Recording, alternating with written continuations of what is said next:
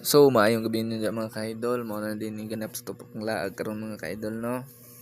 Baklay sa mga ka-idol. Yeah. Laag sa panag sa mga ka-idol kay sige lang tagtrabaho mga ka-idol. O gigutom ko sig binaklay mga ka-idol. Mga 11 dito mga ka-idol, diretso sa Pulangko mga ka-idol.